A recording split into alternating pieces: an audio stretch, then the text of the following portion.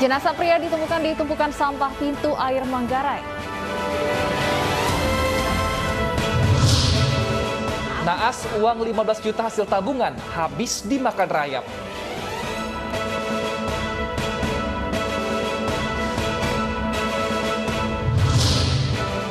Ratusan pendukung Trump unjuk rasa di Kapitol, 1 orang tewas.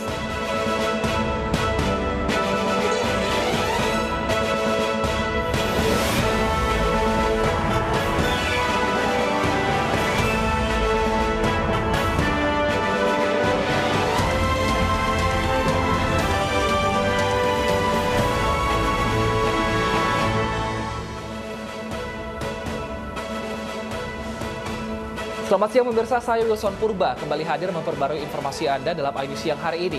Selain 3 informasi tadi, redaksi kami telah menyiapkan beragam informasi menarik lainnya. Dan informasi pertama akan disampaikan oleh rekan saya Stefani Patricia. Stefani, informasi apa saja yang kita punya dalam iNews Siang hari ini? Ya, terima kasih Wilson. Pemirsa, hari ini kami juga akan hadirkan update informasi terkait kondisi pengungsian warga di sekitar Gunung Merapi. Dan pemirsa, inilah iNews Siang selengkapnya.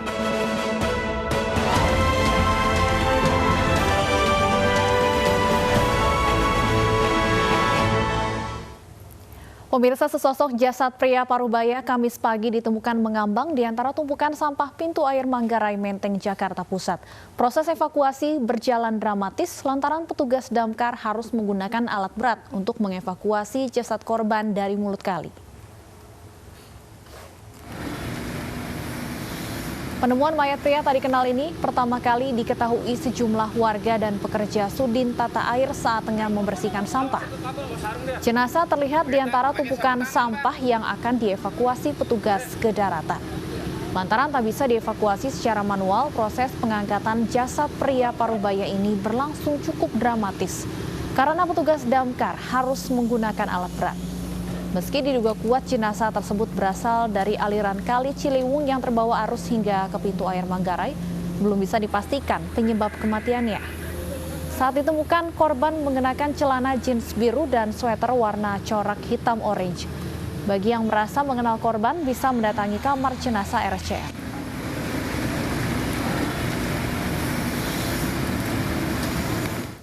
Pemirsa, kebakaran melanda permukiman padat penduduk di Palangkaraya, Kalimantan Tengah. 1 sekolah PAUD turut terbakar dalam peristiwa yang terjadi dini hari tadi.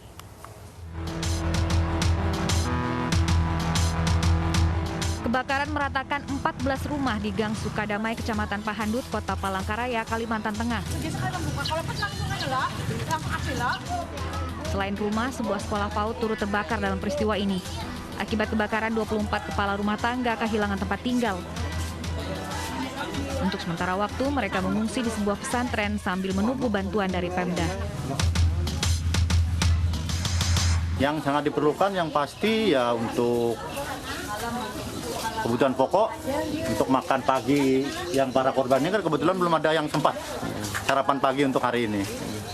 Tempat tinggal yang pasti, Pak. Tempat tinggal yang pasti dulu. Tidak ada korban jiwa dalam kebakaran ini, namun seorang pemuda mengalami luka bakar ketika berusaha menyelamatkan keluarganya.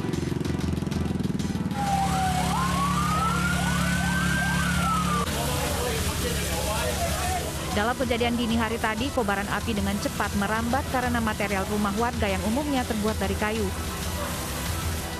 Petugas mengerahkan puluhan unit mobil damkar dan berhasil memadamkan api setelah berjibaku selama 1 jam. Belum diketahui secara pasti penyebab kebakaran. Rencananya polisi akan menggelar olah tempat kejadian perkara siang nanti. Dari Kota Palangkaraya, Kalimantan Tengah, Ade Sata, iNews melaporkan. Pemirsa, kasus tuduhan kepala sekolah di salah satu kota Medan diduga gay terus bergulir. Pasca sekelompok orang tua berdemo, saat ini DPRD Medan akhirnya merekomendasikan Dinas Pendidikan Kota Medan untuk membuat pengunduran diri terhadap oknum kepala sekolah. Aksi penolakan sejumlah orang tua murid di salah satu sekolah dasar di Kota Medan karena protes dengan oknum kepala sekolah yang diduga penyuka sesama jenis akhirnya berujung dengan keluarnya rekomendasi DPRD Medan untuk memberhentikan sang kepala sekolah.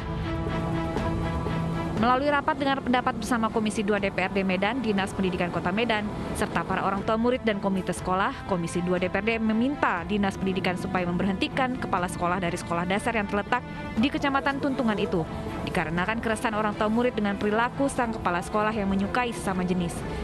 Dinas Pendidikan Kota Medan akan memproses rekomendasi dari DPRD Medan tersebut. Ya setelah itu akan kita proses, akan kita pelajari, kita dalami. Paling lama berapa lama? Ya tadi sesuai dengan Dewan katanya kan diberikan waktu 1 bulan, ya inspektorat juga akan bekerja lapangan melihat situasi dan kondisi kebenaran di lapangannya. Dari rapat dengar pendapat diketahui keberatan orang tua siswa terhadap kepala sekolah terjadi setelah viral foto kepala sekolah berinisial J dengan teman lelakinya berinisial Z di laman Facebook pada April 2020 lalu. Berdasarkan keterangan orang tua murid, pasangan sesama jenis sudah mengakui hubungan mereka saat dipanggil pihak kelurahan setempat, namun oknum kepala sekolah tetap memimpin sekolah dasar di Kecamatan Medan Tuntungan itu. Dari Medan, Sumatera Utara, Said Ilham, iNews melaporkan. Oknum kepala desa yang diduga memperkosa anak dari tim suksesnya dijebloskan ke penjara. Polisi telah melimpahkan berkas penyidikan kasus tersebut ke Kejari Garut.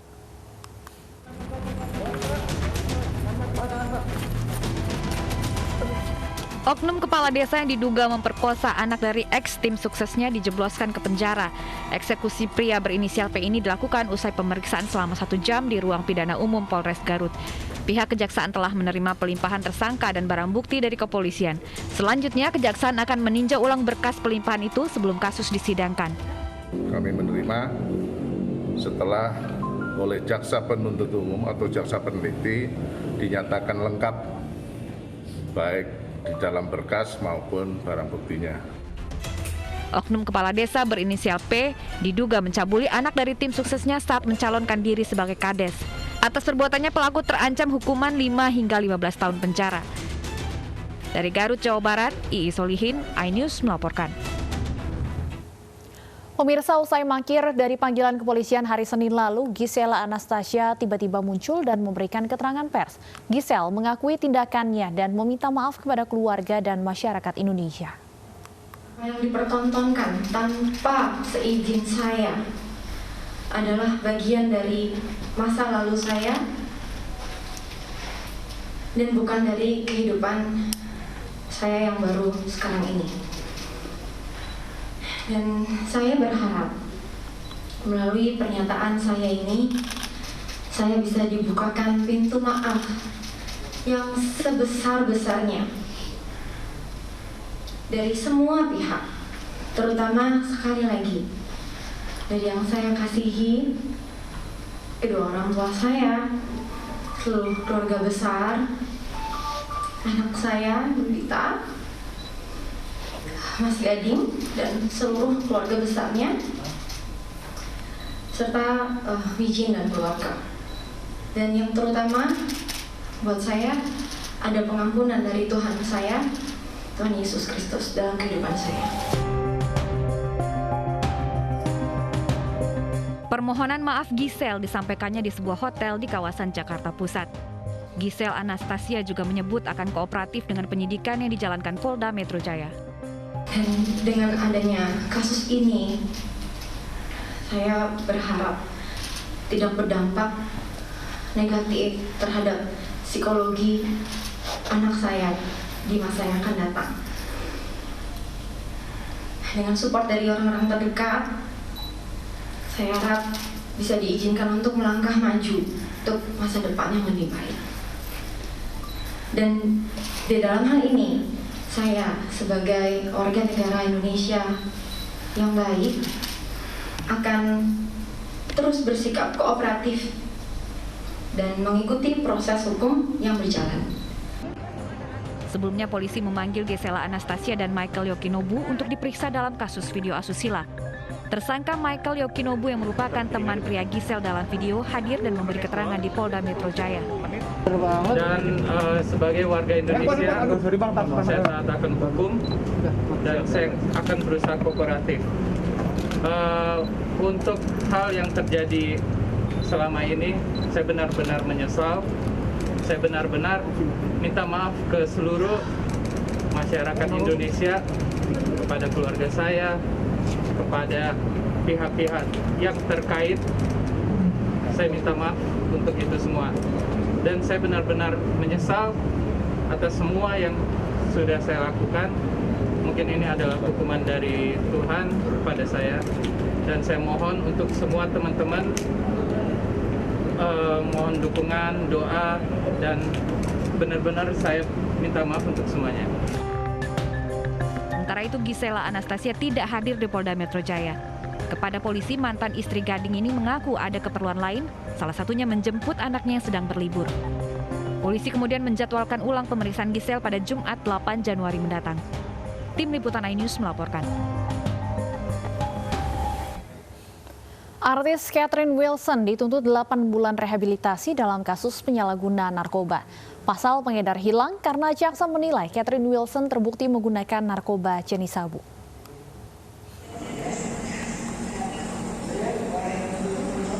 Tuntutan 8 bulan rehabilitasi diajukan jaksa penuntut umum dalam sidang di Pengadilan Negeri Depok, Jawa Barat petang kemarin. Sidang berlangsung secara virtual dan tidak dihadiri terdakwa Catherine Wilson atau yang kerap disapa Keket.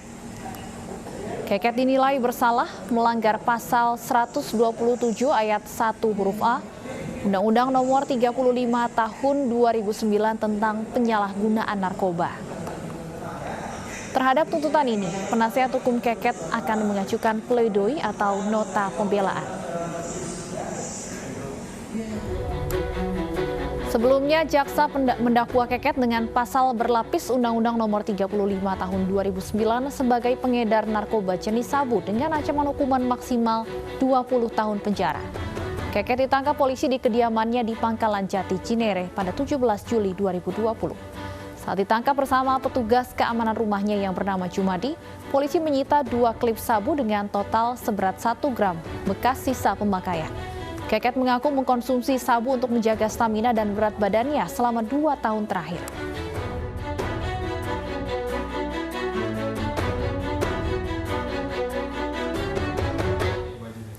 Pemirsa, supir yang mengendarai mobil Caca Shirley ditetapkan sebagai tersangka pasca kecelakaan di Tol Semarang Solo. Kecelakaan tersebut mengakibatkan mantan personil trio macan Caca Shirley meninggal dunia. Dari hasil penyelidikan, kecelakaan di Tol Semarang Solo kilometer 428 disebabkan karena mobil yang ditumpangi mantan personel trio macan Caca Shirley kemudinya lepas kendali hingga mobil ditabrak bus.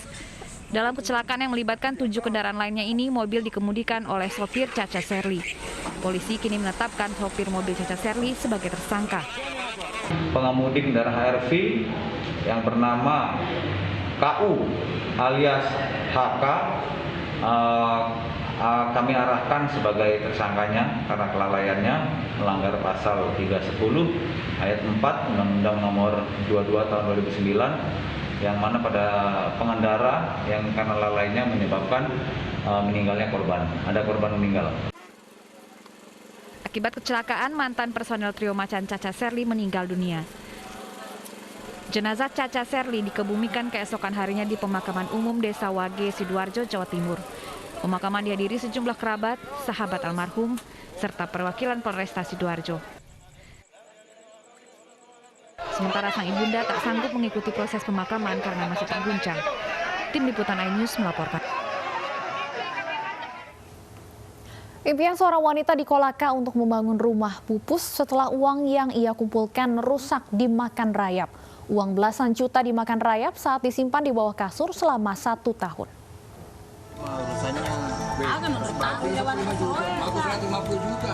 Uang kertas sejumlah 15 juta rupiah rusak dimakan rayap. Selama 1 tahun lebih, Nurhaya, warga Kolaka, Sulawesi Tenggara bekerja keras mengumpulkan uang untuk membangun rumahnya. Uang pecahan Rp50.000 dan Rp100.000 itu dibungkus plastik lalu disimpan di bawah kasur. Namun, Nurhaya terkejut saat menemukan uang hasil jerih payahnya nyaris hancur dimakan rayap. Karena saya simpan di rosban lemari kayu. Untuk bikin rumah karena sementara menumpan di rumah saudara. Nurhayat telah menukarkan uang yang rusak itu di sebuah bank dan hanya dihargai sebesar Rp900.000. Dari Kolaka, Sulawesi Tenggara, Asdar, iNews melaporkan.